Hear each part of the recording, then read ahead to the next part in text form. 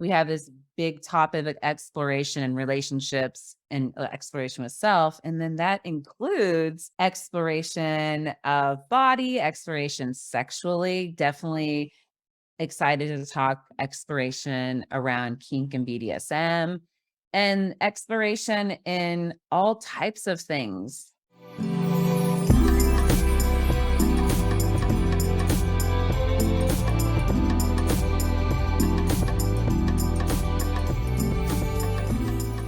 Well, hello, everyone. Welcome back from a long break to Queer Relationships, Queer Joy. I'm one of your hosts, Keely C. Helmick. And I'm your other host, Melissa DeSegurant. And I feel like I say this every time. I am actually super excited. I feel like this break was really rejuvenating and always trying to let people know that it's really important to take breaks. And especially around creativity, taking breaks really then gets all of the creative juices going again and wanting to do it, being really invested in that creative process again after a break. I totally agree, Keely. I'm feeling so rejuvenated and really ready to come back to this podcast with fresh ideas, a little bit of a new perspective. Yeah, encouraging everyone to take a break if you haven't already. Yes, if you did not take a break during the summer and you went full force because, being in Oregon, a lot of people kind of save up all these activities for the brief summertime and then can feel a little tired and burned out by, fall, and then fall busyness starts. So, yeah, take your breaks. So, on that note, we have a lot to catch up on. We do. We have updates, maybe some discussion about what to expect this season. Yeah. And we were going to talk about, you and I talked about this idea of exploration. So, and I think, you and I in our recapping what we've been doing, we'll get to talk about some exploration in our own ways. But first, if anyone's just tuning in for this season, brief introductions. I'm Keely C. Helmick. I am pronouns they, them. I am the owner of Connective Therapy Collective, licensed professional counselor, certified sex therapist. I am queer, non-binary, femme, doing kind of solo poly, but now I don't I'm actually dating. Yeah, we'll go more into that. TBD. Yeah, so that's my intro for now. And I'm Melissa DeSegurant. I'm a licensed marriage and family therapist and a professional clinical counselor with Connective Therapy Collective. I am bisexual, polyamorous, gender fluid. I use she and they pronouns. And yeah, solo poly for now. So yeah. So who wants to go first? Who should start the update? I think you need to go, Keely. I need a Okay. minute to we're going to do that pause and breathe thing that we taught last season. Yeah. I'm going to Okay. regulate myself and then I will provide an update. Okay, cool. So I will be really honest. I think it's really important as therapists to show up authentically without taking over the space. And so for me, it's been a very interesting mix of really fun, exciting things over the summer. And also, speaking of breaks, my body has told me to take a break. And so I'm actually dealing with a bulging disc in my back. And so I'm going to be doing a lot of rehab, which has really reinforced this idea of slowing down. And it's helped me slow down in my relationships, all of my relationships, my friendships, my relationship with myself, my kids, everything. And so that's one piece of my update. And the other piece is relationship wise. Like, I'll probably be jumping around and you may do that too, Melissa. Like, there's Please do. so Please do. like yeah. So I got so first off, the person that I was seeing semi regularly, and we had at the end of last season, we had officially we had transitioned our relationship. So we had decided they're off in the Midwest for the next 6 months. And we decided that we weren't going to do the dating thing, but that we're still in contact. So that person is still very much in my life, but we aren't like dating. And, we're not using that term, but still very much in communication pretty regularly. And then X, who I've had a long-term back and forth, all these different things. Is it a situationship? Yeah, situationship. So we're like actually dating now. I was like, okay, let's just be real. Like, we're dating. And then they often describe themselves as monogamous, but they want to be non-monog. I'm like, we've been non-monogamous since January. You're just wanting to name it like it is. Yeah, I was like, let's name it. And so then I was like, okay, we've done this situationship for 9 months. I'm gonna like practice what I talk about all the time. And I put together a draft of an agreement. And we had a lot of the agreement pieces, like we already had gone through just having discussions over the past 9 months. But what I did is set up schedule and then some boundaries because they're a person who is very much they don't want to hear anything about any other dynamics I'm working like anyone I'm dating Mhm. anything they don't want to know anything else about what's going on with me sexually or relationship wise. So it's an interesting and I agreed, I am with informed consent stepping into this dynamic, so I'm in relationship with them. We are officially calling it dating non-monogamously. And it was interesting because they're just kind of like, "Oh, yeah, I agreed to everything you wrote." And I was like, "Okay." And they're like, "Well, Mm. this is what you do for a living, and this so sounds good to me." And I was like, "But I wanted more discussion. Can we have more Back and I forth. just want to talk about it." And they're like, "Great." And I was like, "Okay." I'm like, "Well, this is also like a work in progress." So that's where I'm at currently. DC popped up again. This seems to happen. These people are still like floating like Yeah. in the atmosphere.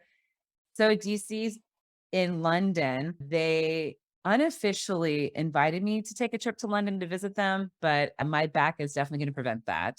Mm. So, but they're having a grand old time. And it was funny because the reason why we reconnected, it was a total like drunk call, like a Yeah, month it or was. so ago.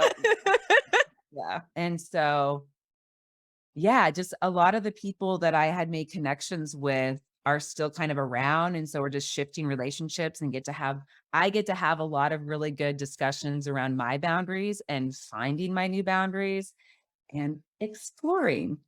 And exploring. Yeah, that's my brief update. And then we'll keep talking. You and I will interact and talk Totally. about other things. But that's As my you're talking about dating your ex, I'm wondering, are you still going to refer to this person as your ex? I said no. They think it's funny because they're like, "Oh, I'm hanging out with my ex." And I'm like, "No, let's just you're the person I'm dating. You're one of the people I'm dating." Yeah. Yeah. Like I okay. I really like the term, especially in non-monogamy. I like calling people my lovers Mhm, mhm. because like SO doesn't really fit Uh-huh. unless I'm doing like partner doesn't necessarily fit. I mean, this person is a potential partner, but we're not calling it that right now. Mhm. So I like to be like, "Oh, my lover." That's hot. It's great.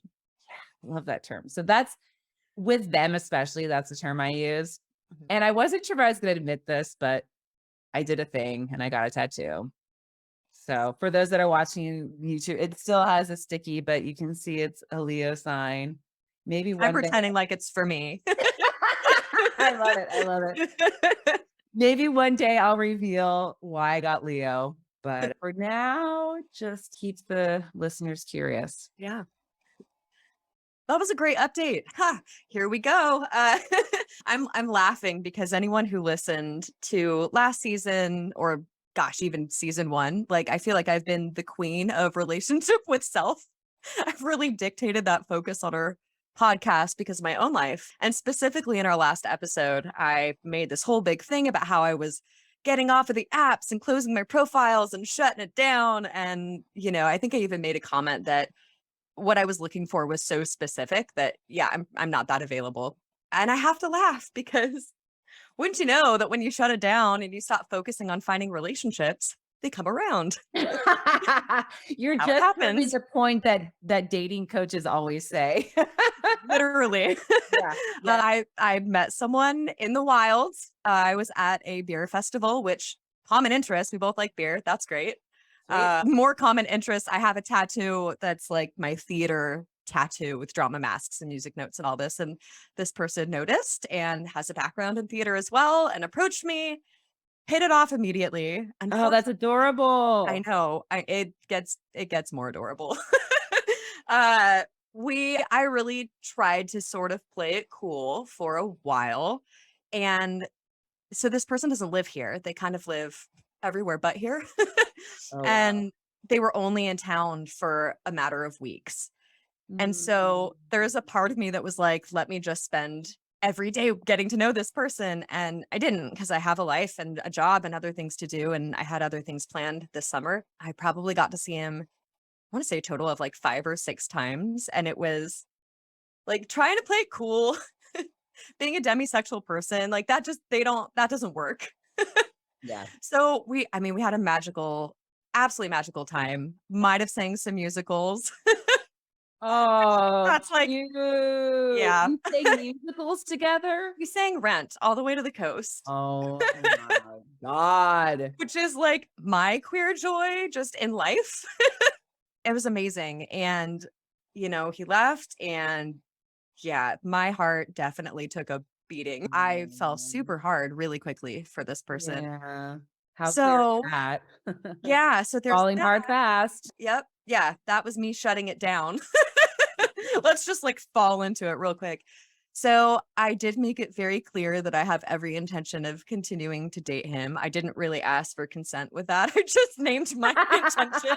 It was like, I You're don't really like, "This care if is I how kiss I you. feel." Yeah, this is how I feel. This is my intention. So there, you tell me what you think, which fortunately was reciprocated. So I'm dating someone long distance, which is not new for me. I've actually had a lot of experience with different partners in long distance. The Yeah. new part is usually there's somebody I've already dated for at least like 8 months, before Uh-huh. long distance happens. So getting to know someone and honestly exploring like our sexual chemistry via long distance is new and fun and exciting for me. Cool. Yeah. And at some point I will figure out a way to be in person, but it will be several months. We're looking at maybe sometime in 2023. So I guess I'm still doing relationship with self in a lot of ways. I'm still solo poly, but there's a couple things that stand out for me. One, just this was the kind of connection where it sort of set the precedent for how I want to feel in relationships.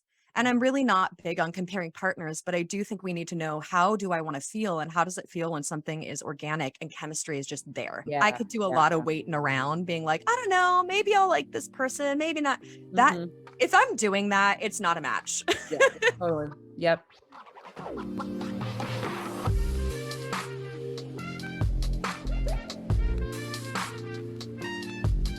Hey, hey, it's Cardinal, your behind the scenes buddy. I am so glad to be back, and I just want to let you know that QRQJ has its own Instagram page now. Find choice quotes and the best moments in audiogram form every week at queer_relationships_queer_joy. It's basically just queer relationships, queer joy with underscores instead of spaces, because that's how Instagram is. Hope to see you over there. All right, back to the show. So that Yep. was really great. We talked about this before, Keely, but what was really cool and rewarding for me in my like therapist mode was how many of the skills we talk about on this podcast that I used. I did it. I did the things. So which ones did you use? What did you do? So first off, I named really early on, and this wasn't even necessarily intentional, but I named within like, I want to say 10, 15 minutes of meeting this person that I was poly. And it actually happened because he was meeting someone else there and then met me at the event randomly. And then Yeah. the other person like stopped by our table and said something. I don't want to go into detail, but I got some weird vibes from that other person. Yeah. Uh, and then he looks back at me kind of with this like, what do I do look on his face. I'm like, I'm poly, if that helps. Like, just so you know. And that enabled us to be really, I think, authentic right away. Oh, cool. So that's been I think I don't know, my motto in this relationship especially is just being as transparent as possible. And I've gotten feedback that that's a turn on. So there you go. Communication for the win. Yay, Uh, communication. yeah. Speaking of communication, I did the stars talk. Yes. Thank you, And Eveline. yeah, Eveline, thank you. You're right. I forgot one of the letters, but it was okay. Just because I remembered the acronym, it was good enough to have a few. Can we ask which letter you forgot? But sad to admit, it was the last S. I was like, I don't remember. There's already one S, which it's kind of sad. The last S is safety. Maybe not the one I would want to forget, but we had already talked about STIs, STDs, that kind of stuff. Yeah. Yeah, there wasn't a lot, I guess, else that had crossed my mind. But I also want to name that, like, without getting too detailed, it was in the heat of the moment. This was not a premeditated, let's talk just in case this happens. This was like, oh shit, this is going to happen and I need to talk to you. So it can be done in the heat of a moment. And Totally. again, can be a turn on. Well, yeah, I think that's one of the biggest myths is that people often, if they haven't done that before, will say, "Oh, well, if we start talking too much, then it quote unquote ruins the moment." Right. No, it doesn't. It actually adds to it. Yeah, big advocate of talking. Mhm. Completely. Yeah, it was awesome and good for me because even though like I'm proud and like toot my horn that I said these things, this kind of communication was unheard of for me like 3 years ago. I really, really struggled with communication, especially about sex. So for me, it's like a real personal win that like this is what I'm bringing to the table in this relationship. And then the other communication piece, like specifically poly related, that felt so valuable for me was I ended up telling my local partner because again, transparency about who I'm dating, who I'm Yeah. having sex with, that's really important to me. And so this was the first time we'd had that conversation because I haven't been dating other people seriously since we've been back together and realized I definitely have some trauma around disclosing things to partners. And I don't want to get too much into that, but was definitely having a full body like response as I was sharing this information, which my partner was so amazing about and really held space for and was incredibly supportive. I didn't expect anything less, but it just meant a lot to me to have like his support in this. And then it actually enabled us to have a longer conversation about our own boundaries and communication. And, we'd never again had that conversation, but my local partner communicated to me like, they'd be very interested in meeting my other partners and like they're very open to like more of a kitchen table dynamic. And I don't want to say that everyone should be doing that. I don't think that's true, but that works really well for me. And Yeah. when I'm in partnership with other people and that matches, I'm so happy. I'm so happy. And all three people that I'm connected with right now are oriented the same way. And I feel really, really, really lucky and Oh, just feels really yay. healthy. So, That's yeah. really great. So, Yeah, one hell of an update. yeah, that's That's me not I dating this summer. Yes, Melissa's not dating.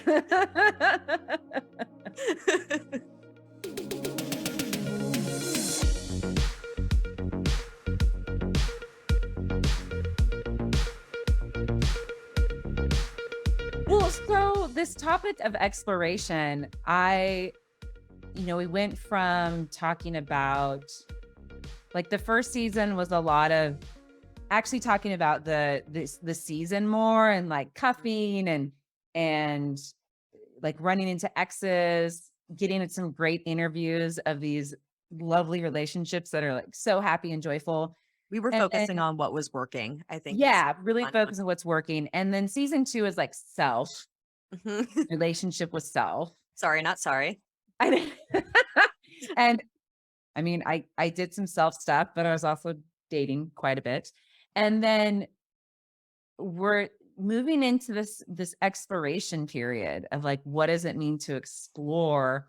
And I want to clarify when I'm talking about exploration, it can be solo, it can be solo dating, it can be dating monogamously, dating non-monogamously, in a relationship. I think the exploration can even not just non-monogamy, monogamy as well. And I think I've really enjoyed our conversations and I think it's really helpful to, even when we're talking about non-monogamy, to include monogamy and what does it mean to explore. Yeah. And it really comes down to, again, knowing when we've done some of this great exploration with ourselves, then we get to have really clear boundaries and have these explorations with other humans, whether relationships with friends, relationships with family, colleagues, partners, random hookups, weekend adventures, whatever it may be. Lots to explore.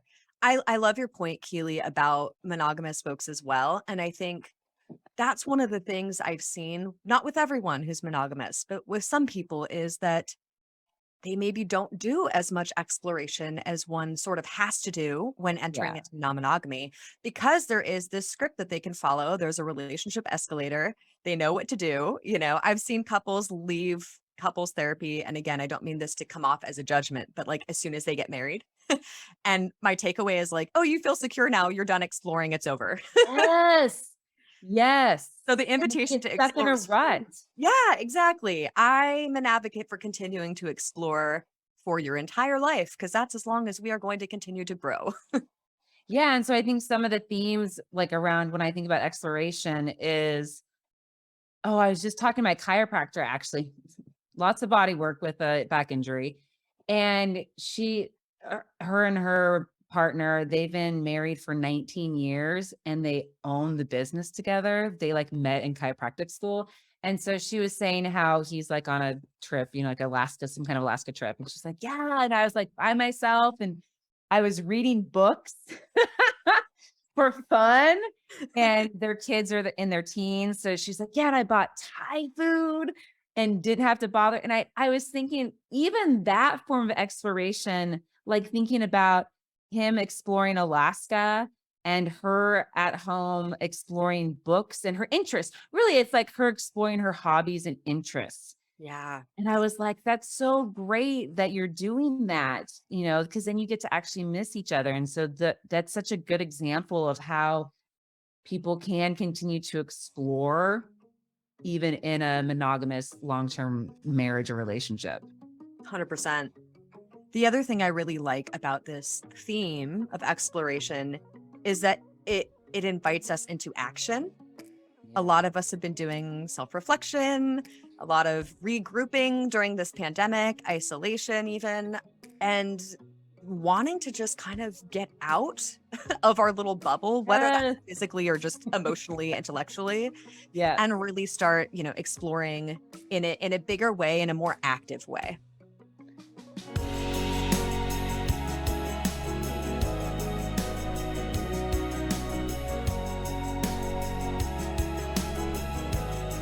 Yeah, and we'll get into more details like then within we have this big topic of exploration and relationships and exploration with self and then that includes exploration of body, exploration sexually, definitely excited to talk exploration around kink and BDSM and exploration in all types of things in relationship dynamics, dating. One of our clinicians will be doing a dating workshop as well as a dating group and how to navigate dating now because I don't know. I'm hearing from my roommate and I'm hearing from a lot of people. It's just a theme that dating is different now post COVID. Yeah. And that communication piece seems to really been falling. And, and having a fun day where we talk about some of the lingo or some of these things going on dating apps. We still haven't done a review of dating apps. So we can definitely have a day of exploration, like just a day of exploring the dating apps. Like Yeah. I don't know all the dating apps. Especially as queer people. Some are way Yeah. more queer friendly than others, similar with polyamory and kink. So Yeah. yeah, that's a great exploration that I will be witnessing. I'm convinced that the dating apps are not for me right now. I Well, will be in real well, and I will say the person that I'm dating, we've partnered off and on for 5 years and we met in person. yeah. Like, Yeah. so, I mean, it does happen, but also these people that I've transitioned relationships with where we thought we might be dating and then now we're more friends and sometimes friends with benefits. Yeah. I met them, most of them on a dating app. So I will say I'm a proponent what I usually say, and for those that have been my client and maybe listening, they've heard this before.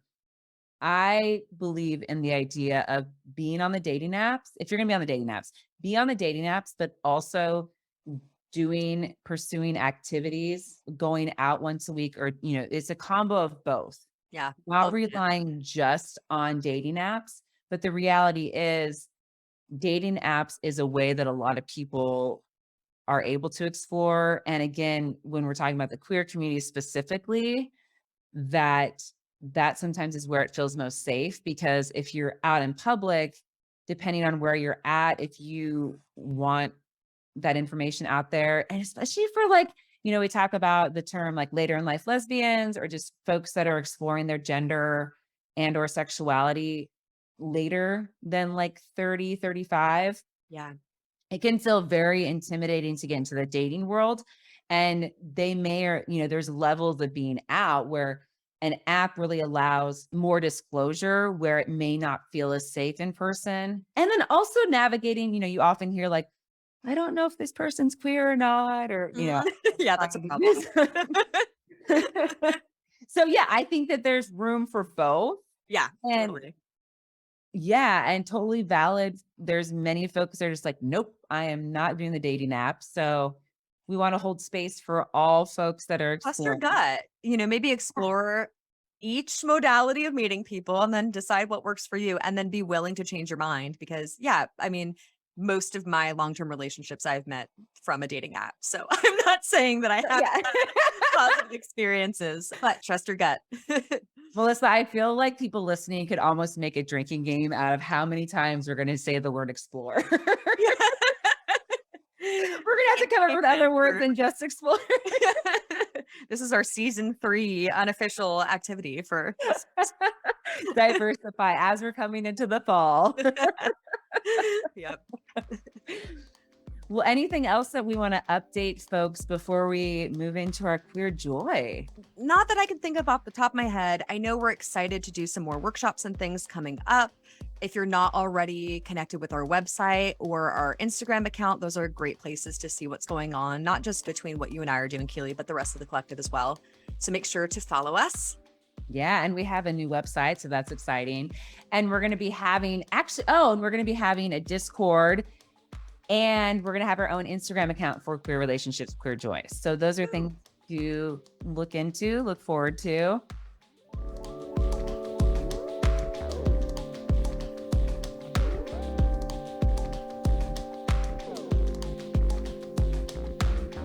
So now that we're at our place in the episode of Queer Joy, I feel like, Melissa, I'm gonna let you go first because I'm like wiggling.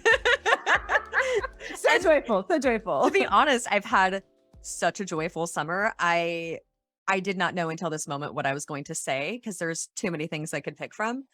But like now that I'm saying it, like it's pretty obvious. I went and saw Alicia Keys and like I'm in love with her. It's deep. She's amazing and amazing. I play piano. That was one of my first instruments. I was like 5 years old, and so that's like a big part of it. And then like, she rocks some stilettos and pants. I just can't. She's amazing. Oh, yeah. So hot. So and so I knew it was going to be awesome. It's gosh, top 2 concerts I've ever been to. But the thing that made me just so grateful was, I didn't have $400, $500 to spend on a floor ticket where I can really see. I literally brought my binoculars. I Awesome. may have purchased binoculars for this specific event. Hey, no shame in that. I know they have the TVs, but like I needed to be closer. But like halfway through the show, she leaves the main stage. There's like a guitar solo happening. Her backup singer, who's I wish I knew her name. She incredible. Had like a solo moment. And then the lights go to the middle of like the stadium and she pops up in the middle of the crowd where like the sound booth is. There's 3 extra pianos there, like keyboards. And she is, oh my God, she's so close to me. I ended up with like the best seat in the house. I'm just staring like unobstructed view at Alicia Keys playing 2 pianos at the same time. Oh my God, it was incredible. So I promised myself I wouldn't scream because I was in, whatever. I went to too many football games. I learned how to lose your voice really quickly.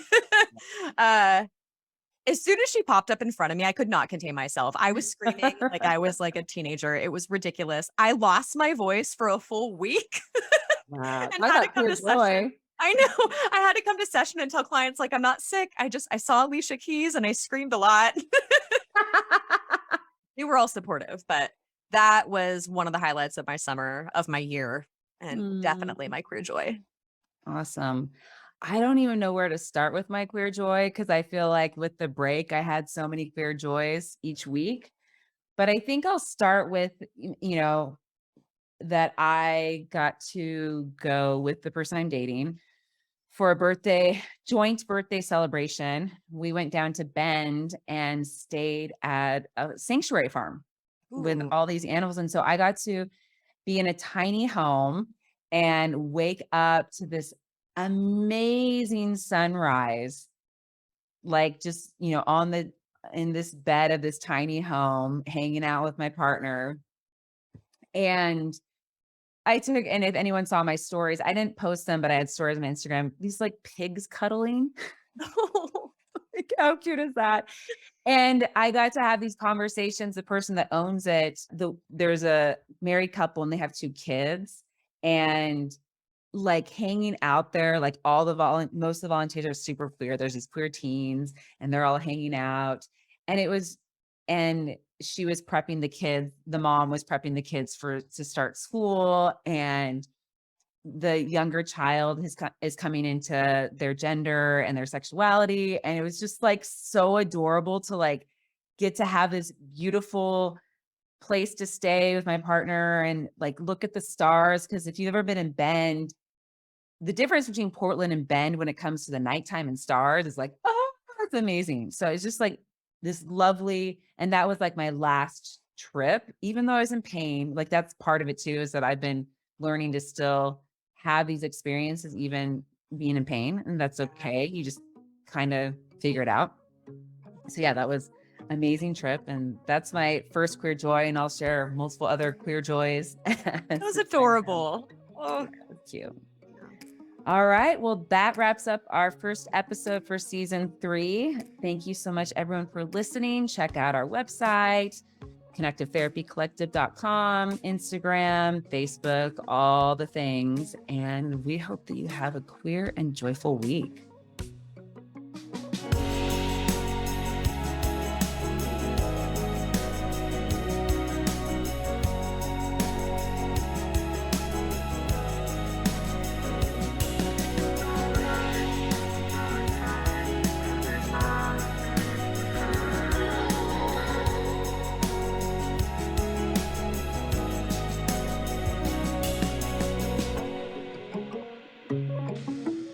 Thanks for listening to Queer Relationships, Queer Joy, a podcast by the Connective Therapy Collective, hosted by Keely C. Helmick and Melissa DeSegurant. I'm your producer, Cardinal Marking. Audio is edited by Lei Supapo Bernito. Intro music is by Bad Snacks.